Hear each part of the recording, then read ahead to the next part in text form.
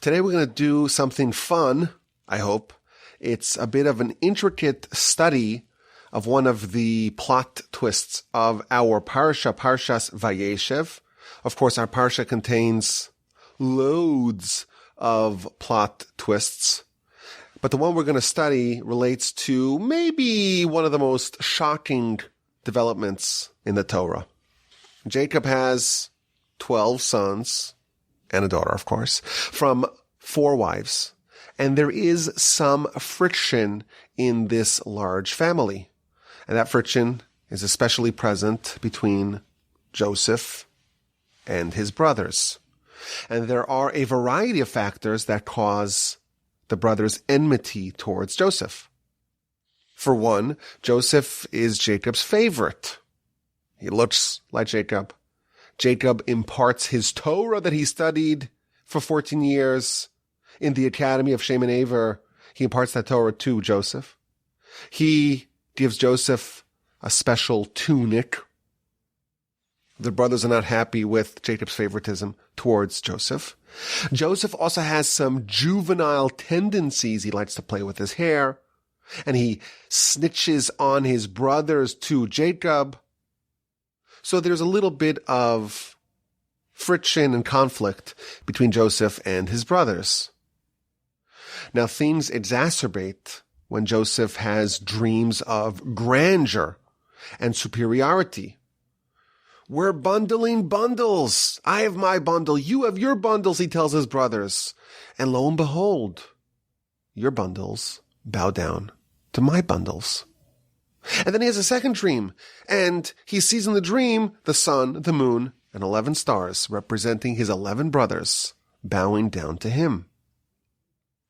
And Joseph makes the perhaps short-sighted decision to tell his brothers about his dreams. And all that does is increase their enmity. You're going to rule over us? Are you going to be in charge of us? Are you going to dominate us? They hated him even more. Now Jacob tries to quell the conflict, but those hard feelings linger. This is how our Parsha starts. Jacob has had a life of conflict. Parsha's Toldos. He's born, he's got a twin brother, they go in different directions, and he has to scheme, and he's forced to do things that he's very uncomfortable with. He has to steal the blessings, he has to flee, and he gets to Laban's house, and he's got to deal with all of Laban's shenanigans. And last week, of course, Parshas Vayishlach, he has to fight with Esav's angel, and then he has to fight with Esav himself. And he has to avoid reunification, which would be very dangerous to Jacob and his family. And then Dinah, she is assaulted, taken captive, and Shimon and Levi slaughter the whole city. Jacob's life has been an unending series of trials. And now, all the external trials, all the external challenges seem to go away, and now he's facing internal conflict and discord. Now, of course, it's not so extraordinary to have sibling rivalry. Is very common. Even my kids, they always say, oh, this one's your favorite. I'm the least favorite. No, you love him more than you love me. I myself come from a family of 9 children. I have 8 siblings. And I think we had those conversations as well. I think it's very common in multi-child families that there is either some sibling rivalry or some favoritism or allegations of parental favoritism. It's normal. It happens. It's not uncommon. And it should not appear to be so worrisome. But what happens to Jacob's family is quite uncommon. Joseph is sent to check up on his brothers. And when they see him approaching, they see him from afar. They say, look who's coming, it's the dreamer. And they scheme and plot to kill him and to take his corpse and discard it into one of the pits. And let us see what happens with his dreams. And Reuben, the oldest brother, he hears what they're planning and he says, no, we're not going to do that. We're not going to kill him. Instead, let us throw him into a pit. Reuben was trying to save Joseph. And indeed, when Joseph arrived, they strip off his tunic and they cast him into a pit bereft of water. Rashi tells us it didn't have any water, but it did have snakes and scorpions in it. Joseph was alive, yes, but in a very precarious predicament. And then something else happened. As the brothers are eating bread, they see a caravan of Ishmaelites and they're traveling to Egypt. And Judah says, well, what do we gain from keeping him in the pit? And he's going to be eaten, or he's going to be hurt, or he's going to be killed by those snakes and scorpions. Let's sell him to the Ishmaelites. After all, Joseph is our brother, and he's our flesh. So they extract Joseph, and they sell him to the Ishmaelites for 20 silver coins, which we are told that they used to purchase shoes with. And the Ishmaelites eventually sell him to the Midianites, who eventually sell him to Egypt. Joseph arrives in Egypt. Jacob's sons, the brothers of Joseph, they sell him as a slave, and eventually Joseph arrives in Egypt.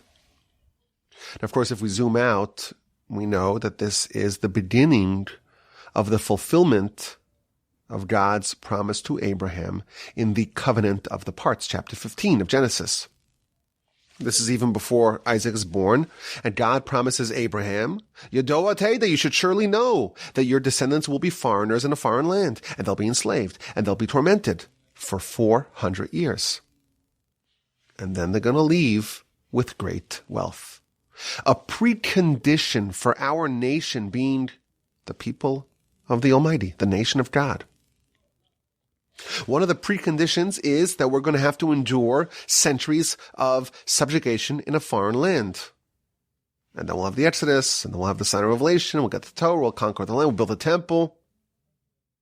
But before all of that, we're going to have to endure the iron crucible of a foreign land. Of course, that turns out to be the land of Egypt. And this all gets started with Joseph being sold as a slave. The inexplicable sale of the brothers of Joseph, this begins the process of fulfillment of this promise to Abraham. Of course, Joseph, I don't want to spoil the story, but Joseph's going to end up in Egypt. Eventually, he's going to be incarcerated, but he is going to be taken out of jail and eventually become viceroy of Egypt. And he's going to prepare the Egyptians for their years of famine.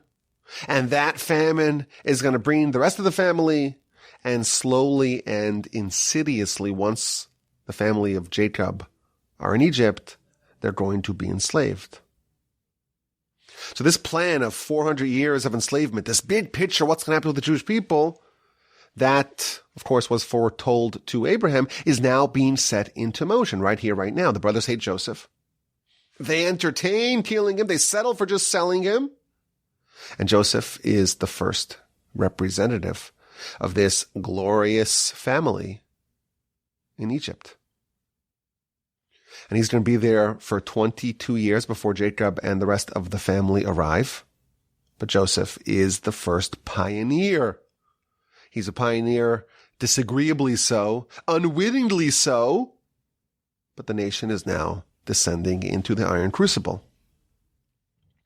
Now, if you study the sale of Joseph, of course, it's one of the most shocking events of the Torah. And only once we really zoom out and we are able to see the perspective of hundreds of years, and we know what God told Abraham, and we see how it all ended up with the nation leaving with great miracles and fanfare, the outstretched arm, the Exodus, and eventually making their way to Sinai and getting the manna for 40 years and having Moshe and all that. It worked out pretty well.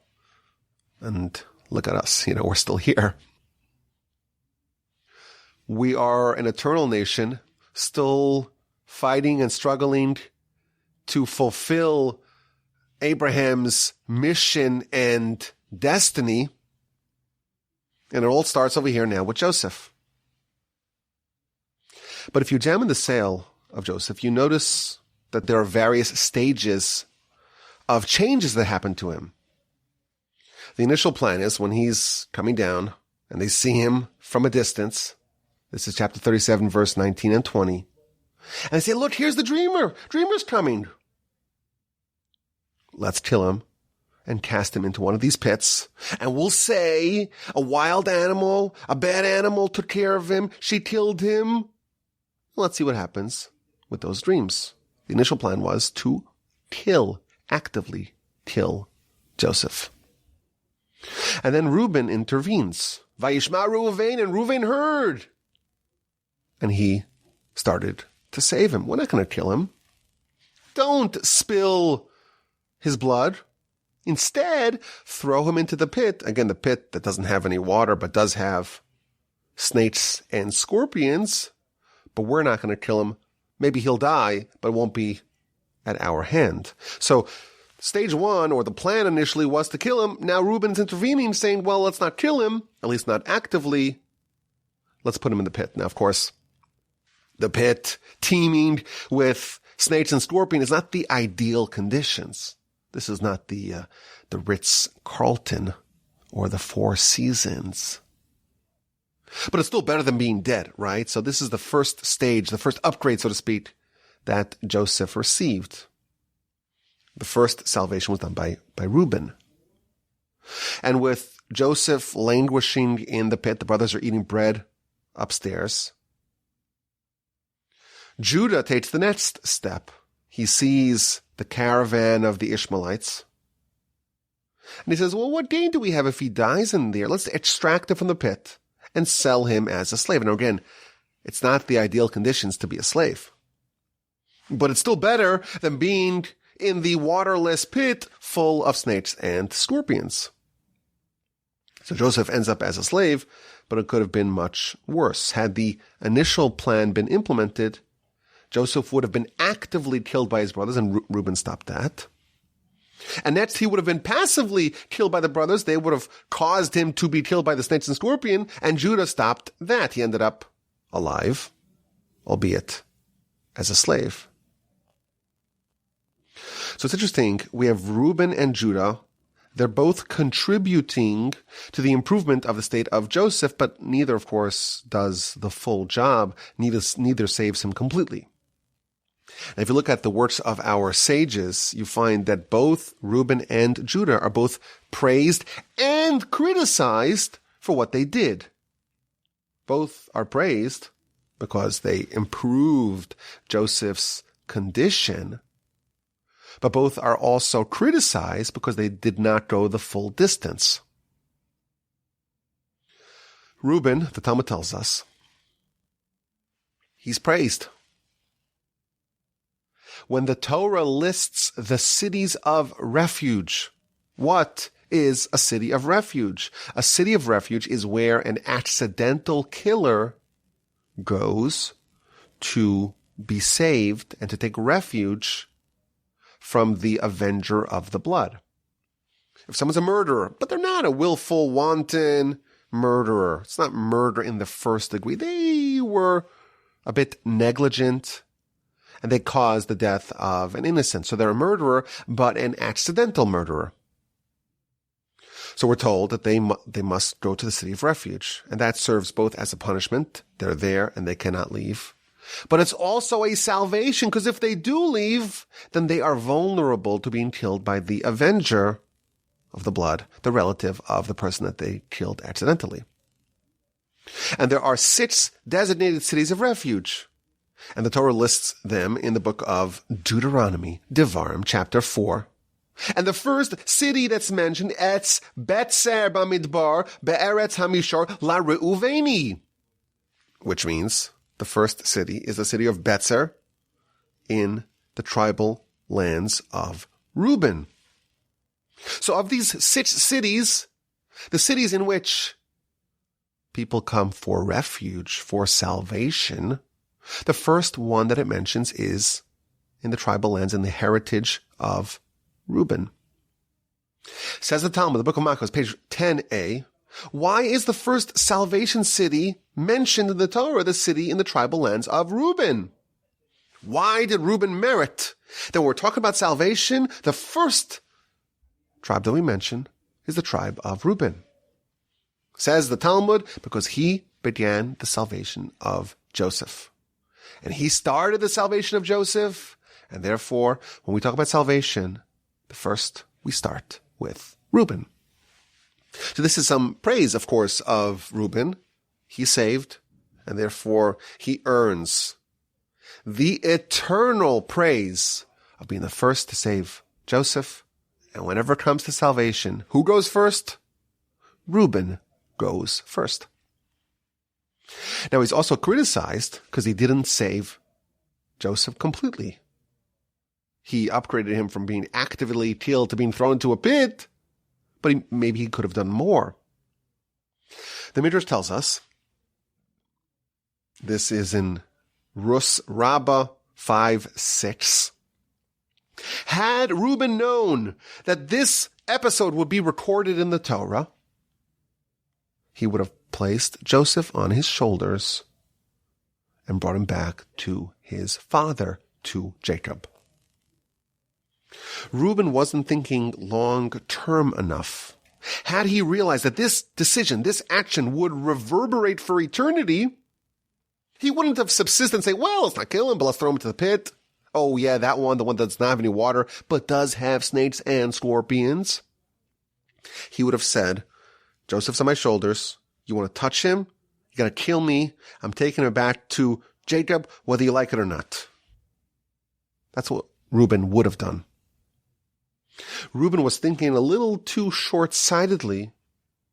That's why he only did a partial salvation. So Reuben's decision here to intervene in the plans of the brother, it's praised, but it's also criticized. It's also interesting, the type of praise that it receives. It's the city of refuge. That's where accidental killers get sent. So as we mentioned, city of refuge, it's a salvation for the accidental killer, but it's also a punishment. It's not really full salvation. It's not freedom. It's partial salvation. The avenger of the blood cannot touch you there. That's really the kind of salvation that Reuben deserves to be praised with. It's kind of a partial salvation.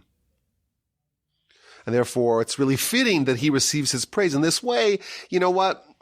All things being equal, the accidental killer would rather be home or on vacation or being able to go wherever he wants. So this is not the ideal salvation. Reuben did salvation, but not the ideal salvation. And as a result, the praise that he receives is also for a similar sort of salvation. Now, Judah, who does the next stage of salvation of Joseph, he is also praised and criticized for his behavior. The Midrash sings Judah's praise by saying that he was able to sway his brothers and he used his ability to influence them to improve Joseph's conditions. In fact, the Midrash says explicitly, the verse is telling us the praise of Judah. But the Talmud also criticizes him in a brutal fashion by saying that he started the salvation, but he didn't finish it. And someone who starts something good and does not finish it is going to be demoted, as Judah was, and is going to bury his wife and children, as Judah did. Judah did a partial mitzvah, and as a result, he was only able to build a partial family before it came apart. But this is a very interesting part of our Parsha. There are, as you mentioned, a lot of interesting parts, but we have the salvation, albeit the partial salvation of Joseph. Now, if we take this story and we examine it and take it a step further, I think we can ask the following question. The sons of Jacob were titans. These were very capable, very gifted, very righteous people. Out of the 10 sons of Jacob, only 2 of them, Reuben initially and then Judah, they stepped forward to save Joseph. And the question is why? Why specifically these 2?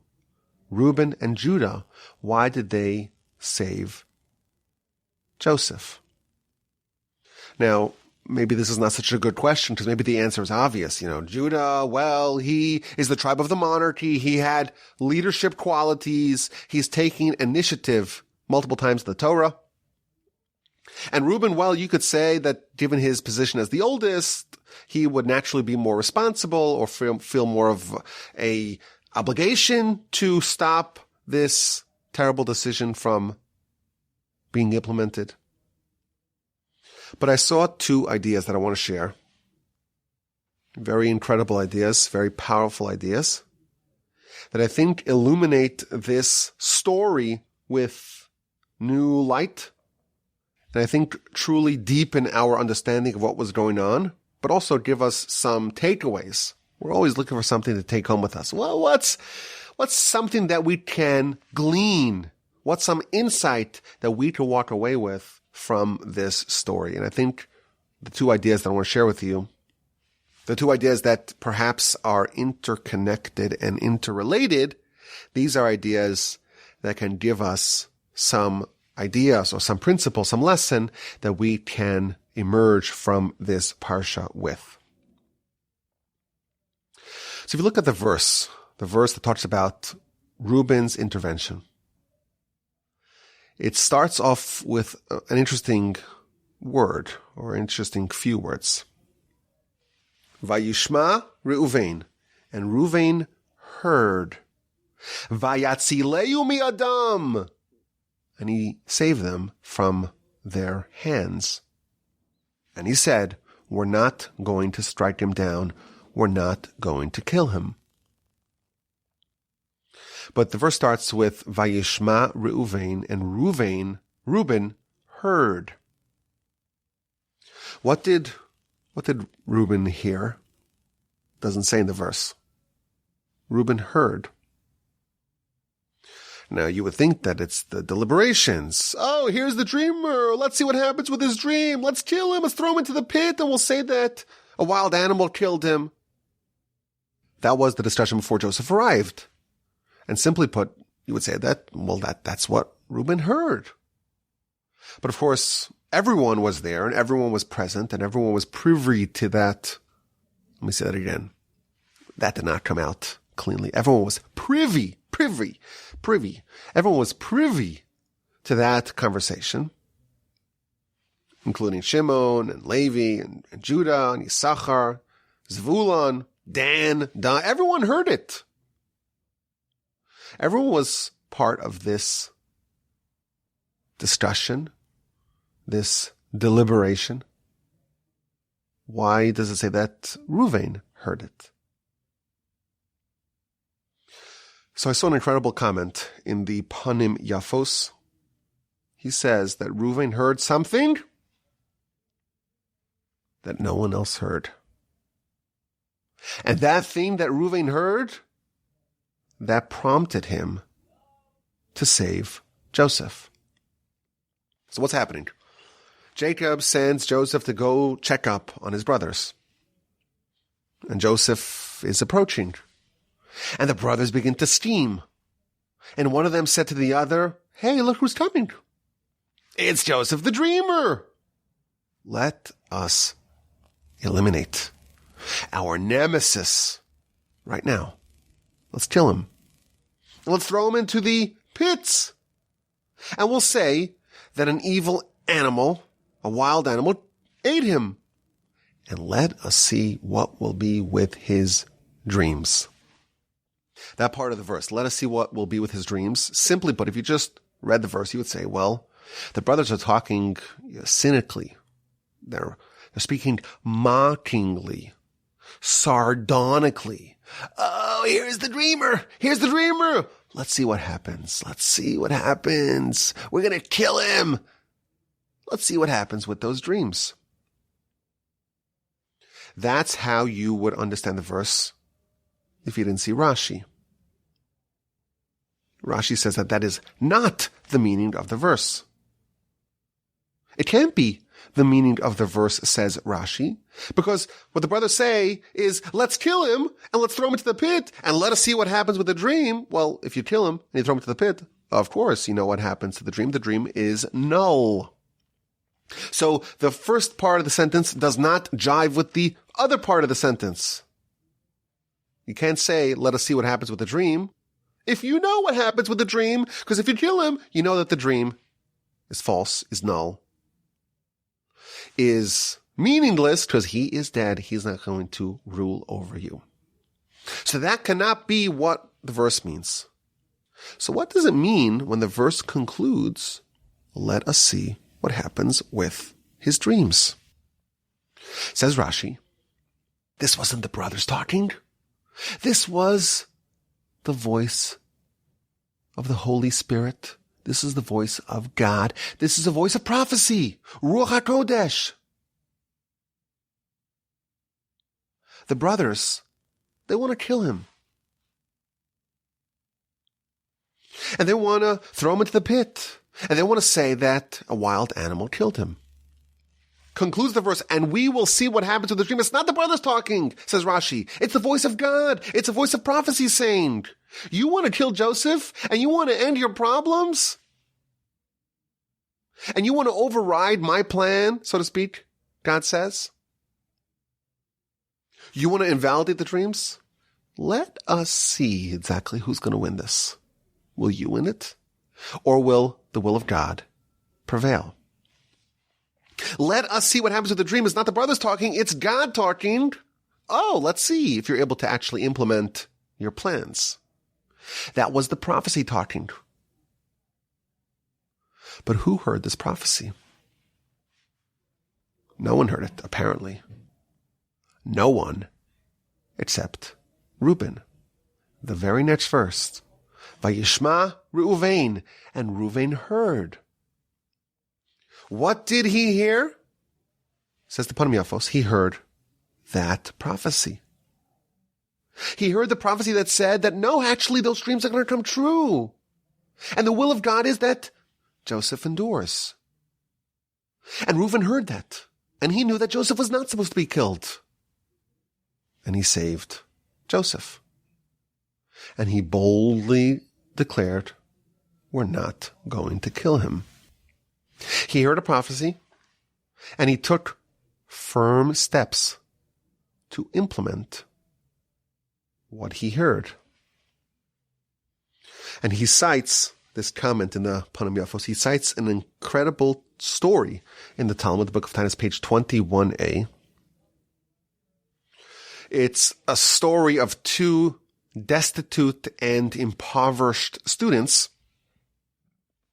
One of them is one of the names you'll see most, or one of the most frequent names in the Talmud, Rabbi Yochanan. And one of them was his friend, whose name barely appears in the Talmud. His name was Ilfa.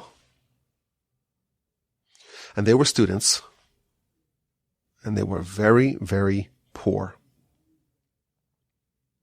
And they made a decision, listen, this is not the kind of life that we want.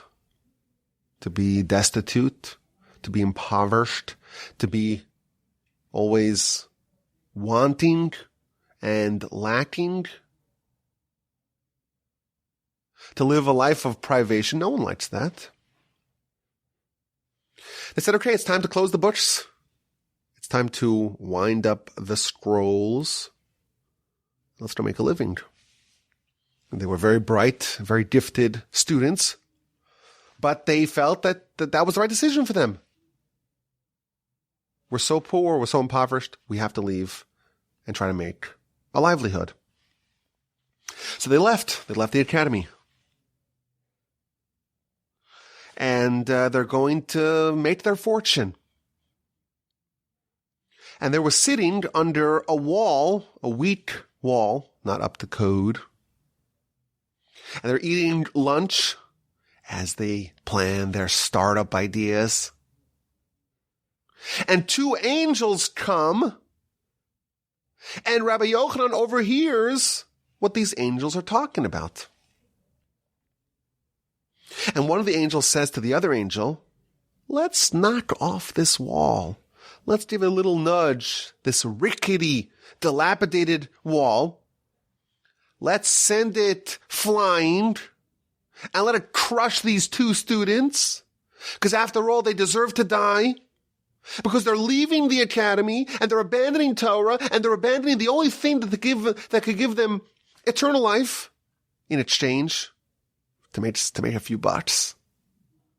They're forfeiting eternal life for the temporary life. We have to kill him. That's what one of the angels says to the other angel. And the second angel responds, no, we're not going to do it. Because among these two, there's one of them that's destined for real, transcendent greatness. Now, Rabbi Yochanan is here, they're eating lunch, and he overhears that conversation.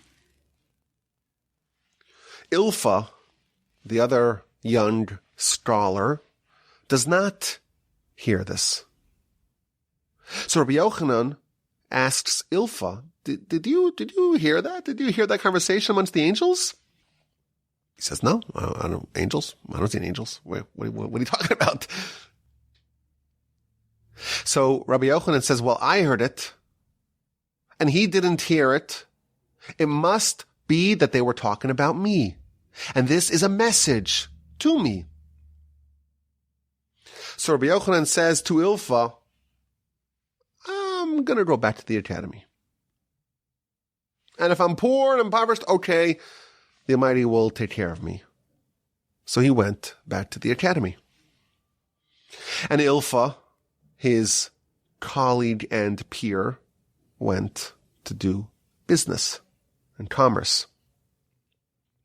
And Rabbi Yochanan flourished in the academy and eventually was appointed the head of the academy. And the word that the Talmud uses, it's not appointed. It says he was coronated. He was coronated as the head of the academy. And Rashi there says that actually improved his financial situation, because once someone was appointed head of the academy, they would bestow gifts upon him and they would give him a very nice, robust salary. So he ended up as a man of means. And by the time Ilfa comes back, Ilfa had gone to go make a fortune. And he was wealthy once he returned and reunited. He came back, and he's a successful businessman. And his former colleague is now the head of the academy. And the students, they know who this Ilfa person is. And they say to him, well, Ilfa, what would have happened if you stayed here? If you stayed here and you never abandoned the academy, it would not be Rabbi Yochanan there at the head of the academy. It would be you. And Rashi there says that actually of these two, Ilfa and Rabbi Yochanan, when they left the academy, Ilfa was actually a greater scholar than Rabbi Yochanan. And had he put in the time and the dedication like Rabbi Yochanan did, it is he who would have been coronated. Now, Ilfa took this as a little bit of a slight to his scholarship. He climbed up the mast of a ship. Why a ship? All the commentaries talk about it. Maybe it's because he was a man of commerce and business, and maybe he had a ship. Or maybe the Talmud says that great Torah success does not come to those who go on expeditions to pursue business opportunities in ships. He climbs the mast of a ship, and he says, anyone can ask me any question. Shoot. Ask any question. And I will show you that my Torah prowess is still very, very high. And if I can't answer a question, I'm jumping off, and I will drown. And the Talmud proceeds to tell us that they started peppering him with questions. But back to Reuben. Here we see a precedent. When there is a prophetic voice, and it is saying something. And there are multiple people around, and one person hears it, and the other people don't hear it. Just as was the case with Rabbi Yochanan, he says, I heard it. It must be it's talking to me, and I have to do something about this. Ilfa did not hear it. It must be it's for me. And he went to implement it. Similarly, Vayishma Reuben heard. What did he hear? He heard the prophetic voice. The voice that was saying, well, let's actually see what happens with his dreams. Reuben heard the prophetic voice, and he understood that he heard it for a reason. And he took steps to implement it and to save Joseph. This is an incredible idea. Sometimes God clues people in to what is destined to happen. They hear a prophecy. They get a window into what God intends for the future. And this information is not given to them for their own curiosity, for their own viewing pleasure. It's conveyed to them for a reason, for an express reason. You learn something. There's a reason why you learned it. You have to do something about it. It's a sign that God wants your participation in executing said plan. If you see something, if you learn something, do something. Now, this principle we see elsewhere in the Torah. There's many places actually we see this idea. So, for example, Parshas Toldos, Jacob and Esav, two twins with very, very different characteristics. When Rebekah was pregnant, and she was having a rough pregnancy, the verse tells us, chapter 25, verse 23, she went to find out what's going on. And the prophet tells her, Jacob will be the heir of the legacy of Abraham, and the older one, i.e. Esav, will be subjected to the younger one. Rebekah is given a prophecy, and she doesn't share it with Isaac, but all of her decisions now make sense. She understood that she was told something for a reason, and she takes steps to implement that. And when she overhears Isaac saying, I'm going to give Esav a blessing, she does something, again, very radical. She intervenes, and she makes this crazy plan. Oh, we're going to get Jacob dressed up, masquerading, impersonating his brother, and it's all going to work out. It's all going to work out because she knows, because she has some insider info. Same principle as Reuben and Rabbi Yochanan. When the Almighty reveals his plans to you, it is for a reason. And it's a sign that he wants something out of you. He wants you to play a part in it. And that is why Rebekah works assiduously to try to actualize those prophecies. Similarly, next week's Parsha, after Joseph interprets Pharaoh's dreams, he gives him some unsolicited advice. This is going to be 7 years of plenty, followed by 7 years of famine. You should appoint someone, a smart, wise, capable, gifted, competent person to prepare. And everyone asks the question, wait, Pharaoh wants the interpretation of the dreams. Keep your commentary to yourself. So the commentaries explain that no, that's actually part of the dream interpretation. Part of what Joseph was revealing to Pharaoh is that when God tells you that, part of that message is you have to do something about it. You have to act, given that God gave you insider info. When you have a little picture into God's plan, you also have a mandate to actualize it, to do something about that. When you are made privy of a secret, and you're positioned by God to have this information, that mandates you, that requires you, that compels you. It demands of you to do something about it. So here, of course, we're talking about it in the prophetic context Reuben hears the prophecy. Rabbi Yochanan hears the angels. Rebecca is told by the prophet. Joseph interprets the dream. But I think we can interpret this principle or apply this principle more broadly. Whenever you're given a unique message, it's really an instruction. You're getting information for a reason. The Almighty is communicating with you. If you know something, if you see something, if you learn something, do something. So, for example, an idea we spoke about in the past.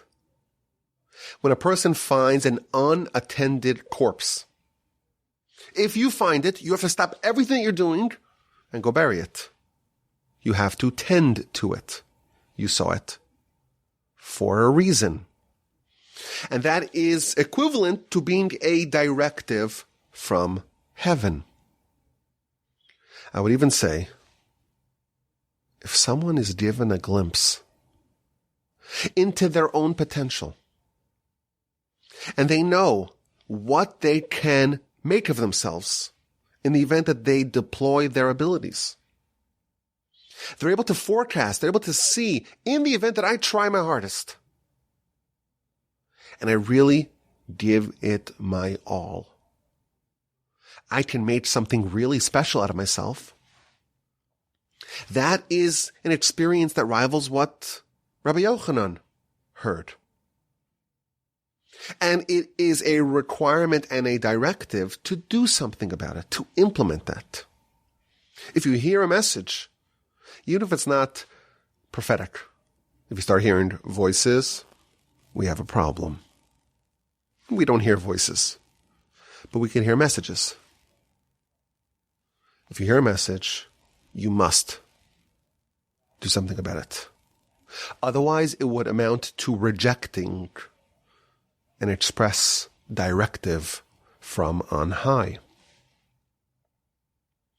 Now, we could take this a bit further. It's still unanswered as to why Reuben specifically heard this message. Why was he chosen? Was it random that he was chosen? So there's another idea here. This idea can truthfully stand on its own, but it may shed light onto why Reuben was selected. The Sepharno says an incredible idea. Reuben saved Joseph. And he says, well, we're not going to kill him. Let's not do that. What was Reuben communicating to his brothers? He was telling them, don't make a rash decision. Whenever you're acting impulsively, and you're making a decision that can have disastrous and irrevocable consequences, don't make that decision. If you're going to do something that cannot be undone, if you're going to kill Joseph and you cannot undo that, such a decision must be made with sufficient gravity and weightiness and consideration and rumination and considering every element of it. The kind of decisions you don't want to make are the ones that cannot be undone, and you're making it without sufficient deliberation. Avoid decisions that are rooted in impulsivity when those decisions can cause irreversible damage. So that's what Reuben was communicating to his brothers. But then the Sepharno, the comment that talks about this idea, he adds something really interesting. He says sometimes even the righteous are prone to make such mistakes. So even someone who could be in other areas generally righteous, this is a unique kind of mistake that even righteous people can make. They're acting quick, which usually we say to act quick, to be energized, and to do the right thing with alacrity and don't procrastinate. But if it can lead to irreversible damages, maybe don't do it. And the righteous have a propensity to make this kind of mistake. And then he gives an example, and this is the point that really brings this to Reuben.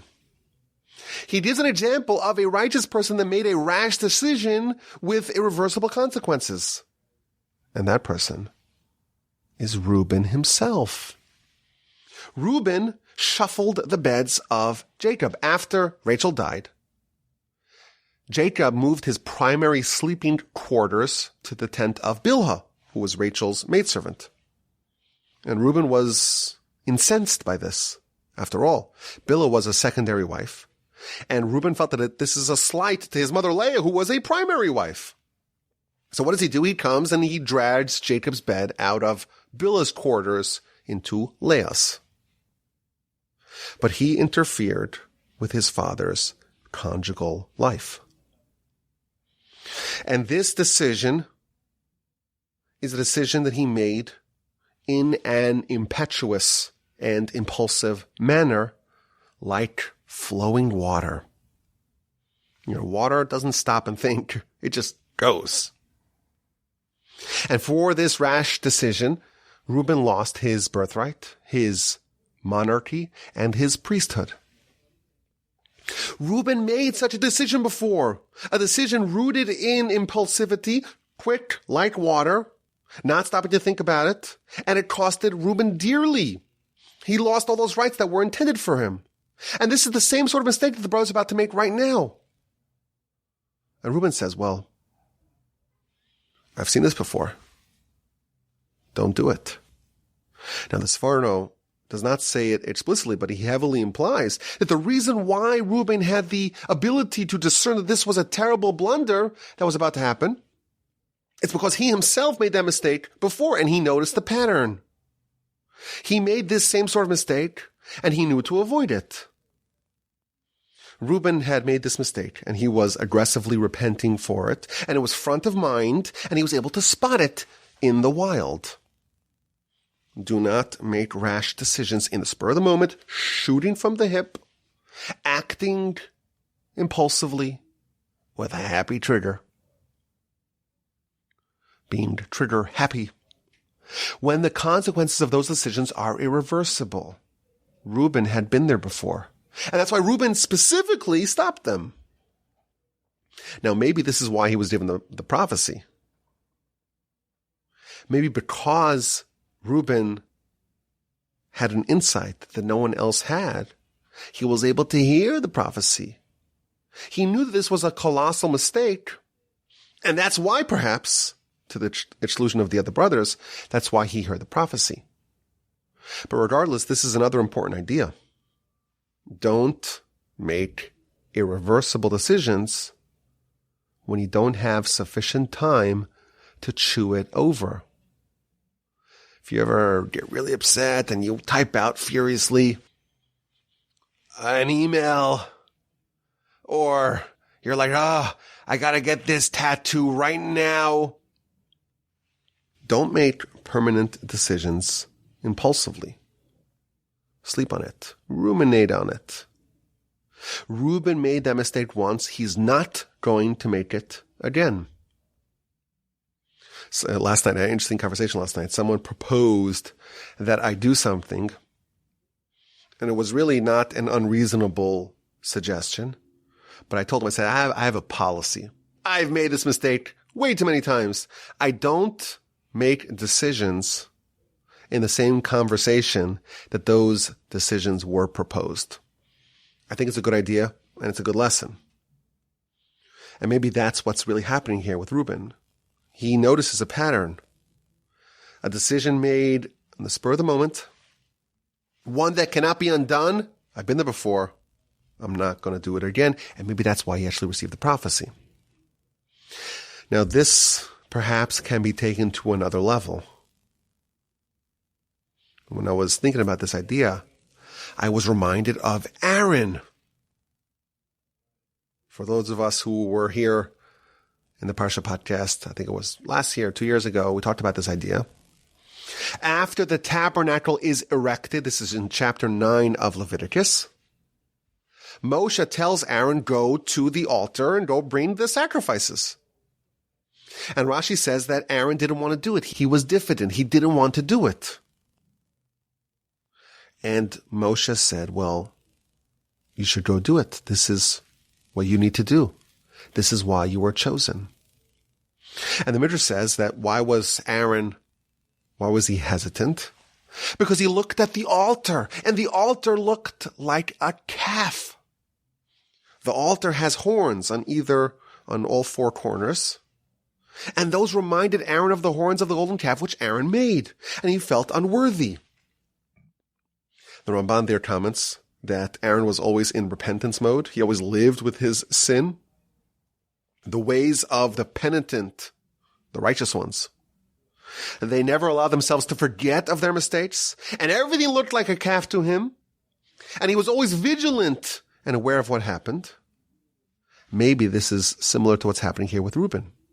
Reuben, more than any of his brothers, he was hypersensitive and aware of his weakness, and therefore, counterintuitively, he was the one who displayed impetuosity in the past, but when the opportunity arose to make the same mistake again, Reuben specifically was the one who was able to spot that this is a very similar decision, and he was able to save them of making this blunder. So I think this is another idea that can serve as a valuable takeaway for us. When you made a mistake, you're actually endowed with some new power. You now have experience that you can call upon. And you have the ability, more than other people who did not make that mistake, to spot when someone's about to fall into the same trap that you did. So you could personally avoid doing it. And you can also lead others. This is something to avoid. I made this mistake, and I'm imploring you to avoid the mistake that I myself made. The verse says that Reuben heard something. He was given information that no one else was given. He was given a window into what the destiny of Joseph was, and he took action. The first takeaway that we're going to draw from this Parsha podcast is that when you know something, when you're given some information, you're privy to some secret knowledge, you must do something about it. Rebecca and her prophecy, Joseph and his dream interpretation where he gives unsolicited advice, Rabbi Yochanan when he's eavesdropping on the angels, Reuben who hears something. If you hear something, it's like a message from God. Do something about it. A second idea, courtesy of the Seforno. When you make a particular mistake, it's critical that you learn from your mistakes. And you avoid making the same mistake twice. And you direct others to not make that same mistake that you did. That is what is going on with Reuben. He's praised for it. Now, of course, maybe he could have done more. Maybe he could have taken Joseph and put him on his shoulders and marched him back to Jacob.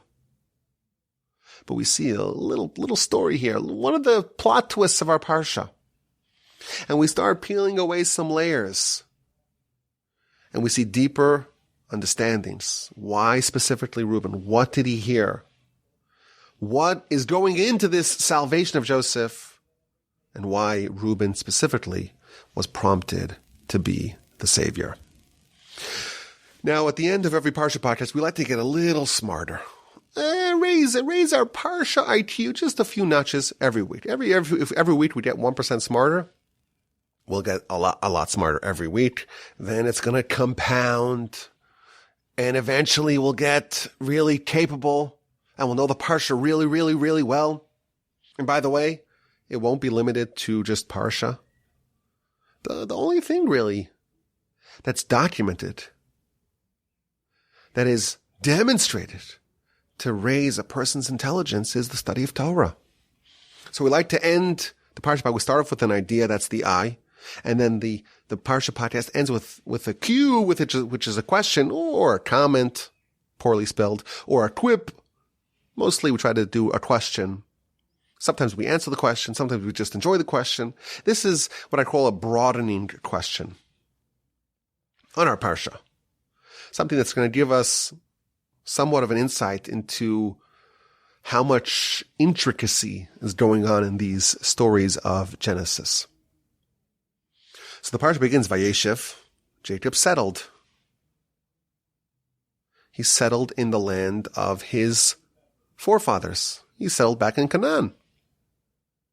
Last Parsha, he had to deal with Esav when he was traveling back. Previous Parsha, he had to escape, and he had to deal with Laban for 20 years.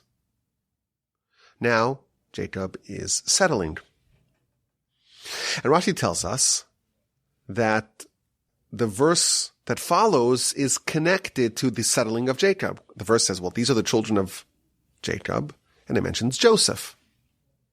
So Rashi is going to link the settling of Jacob to the fact that Joseph was his son.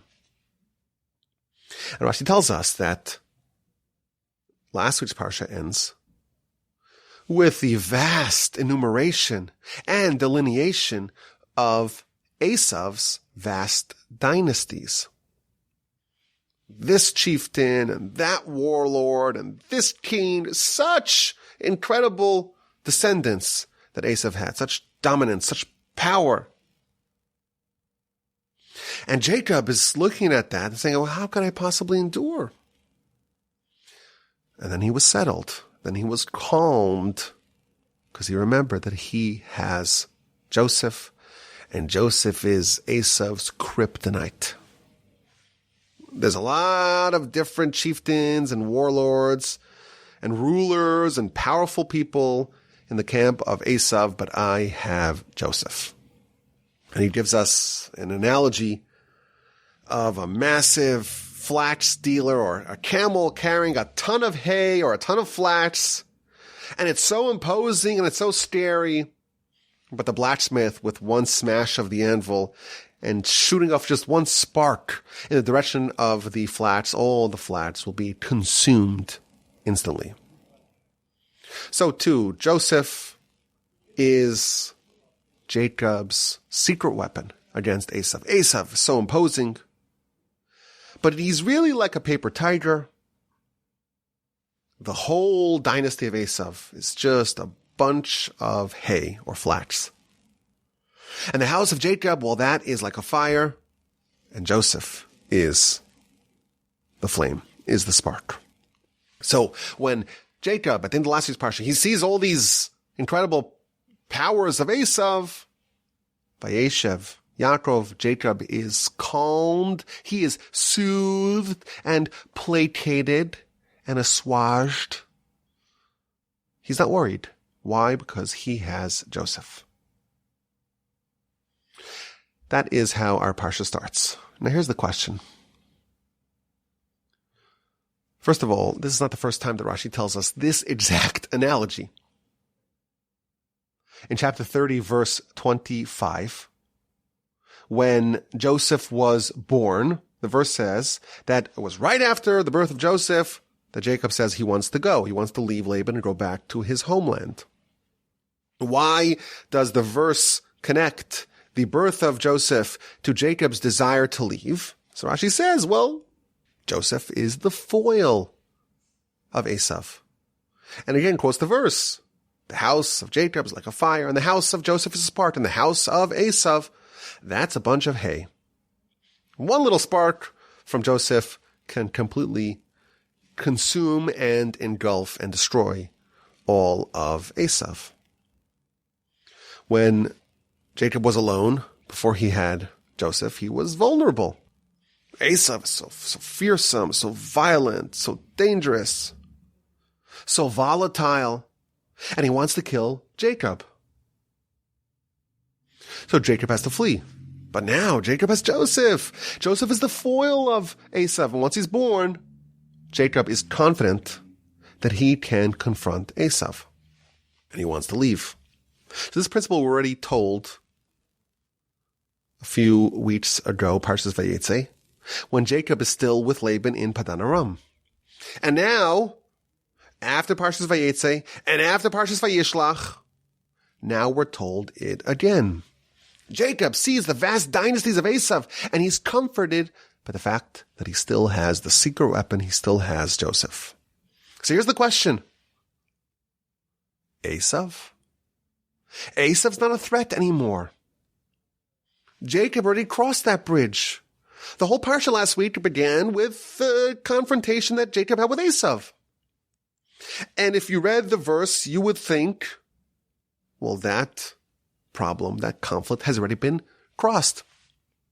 That threat has already been resolved. He had to deal with Laban. That's done. He had to deal with Esav. That's done. And now we have Jacob's internal conflicts amongst his family. That seems to be the story of the Torah going forward. Esav, well, that threat's over. Why is Esav still relevant? Why is this issue still on the table? Why now when we're done with Esav? Says Rashi, well, we still got a problem. Jacob's still worried. This is an interesting question, and I'm not going to suggest an answer. Not because I cannot come up with one, but A, it's like more than an hour into the podcast. And B, because the question is one of those questions that broadens our understanding of what's happening here in the Torah. But I will give you the context that you need for this answer. What we learn from this is that the struggle between Yaakov, Jacob, and Esav, it's not a one and done. For the totality of Jacob's life, and of course Jacob is representative of our nation, we always have the omnipresent threat of Esav. And we see even last week's Parsha, we see that before even Jacob meets Esav, he has to fight with the angel of Esav, and there's back-to-back conflicts. But this idea that our nation has to struggle with Esav, it's important to realize the battle with Esav is ongoing. And we see this in many places in our literature. So for example, when Jacob has the dream and he sees the ladder and he sees the angels going up and down, the Midrash tells us that he saw 4 groups of angels. The angel of Babylon, goes up 70 runs and comes down. Why? Because the nation will be in exile in Babylon for 70 years. And then the next set of angels from the next exile from Persia and Media goes up 50 and comes back down, 52 and comes back down. And then the third group from the third of the exiles of Greece goes up 180 and comes back down. And then the fourth one, the one of Edom, the one of Esav, goes up and up and up and up and up and does not seem to come down. We're told that there's 4 exiles, and Esav represents the 4th and final one. And Esav incorporates all the characteristics of the preceding 3. And the threat of Esav seems interminable. And when it ends, that's the Messiah. The last battle is the final battle against Esav. And just as Jacob has never seemed to be finished with his battle against Esav, and he always has to make sure that Joseph is there, that's the story of the Jewish people. And when Jacob is actually being buried, Jacob the individual, Esav comes to stop him, to blockade his interment in the cave of the patriarchs, even after Jacob has passed. Esav is still there trying to stop him. And only then, at the very, very end, Esav is finally decapitated and destroyed. Esav is always lurking. You can never really defeat it entirely until Messiah. Esav's grandson is Amalek. Amalek is the most potent and concentrated element of Esav. And so long as Amalek exists, we read about in the Torah later on, God's throne, so to speak, is incomplete. We always need the force of Joseph. Even after we initially destroy Esav, we still need Joseph. Joseph is representative of Messiah ben Joseph, who's going to clear the path for Messiah ben David. And there's a connection. I don't know, we're getting into the weeds over here. There's a connection between Joseph and Dan because the tip of the spear of Joseph is Dan. And all this is very theoretical. And it is, of course, broadening. But it's not so theoretical once you realize that the war between Jacob and Esav is representative, is emblematic of the war that we have with our Yetzer Hara. And we must always maintain our vigilance. And we must always harness the power of Joseph to win. Until Messiah comes and the Almighty slaughters the Yetzer Hara for the righteous in front of the wicked, as told in the Talmud, in the book of Sukkah, on page 52a. Until then, we always have to make sure that we have what it takes to defeat the Yetzer Hara. Now again, I promised I wouldn't give you an answer, and I think I kind of did, but the question is really the takeaway. There are a lot of moving parts of what we're talking about. This question is a vista expanding one. We read the stories, and the stories, of course, can and ought to be understood on a simple level as well. Even small children read this. But we realize, every once in a while, we realize there's a lot more happening behind the scenes. I have a plan, please God, to talk more about this sometime in the future. But I guess now you have a little taste of this subject at hand. And I appreciate that you joined me on this journey. And you join me every week here on the Parsha podcast. And I'm sitting now in the studio in the Torch Center in Houston, Texas. It's December, so I feel morally and contractually obligated to tell you that if you've not yet contributed to Torch, you could still do it for another couple of weeks. torchweb.org. Send me an email, rabbiwalby@gmail.com. Listen to some of my other podcasts.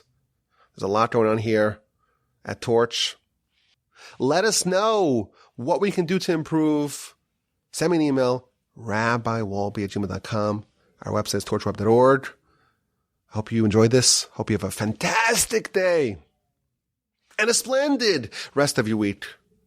And the most restful and invigorating and rejuvenating and inspiring and meaningful Shabbos upcoming. And please God, with the help of the Almighty, in good health and in great spirits, we will gather together again for another Parsha podcast next week.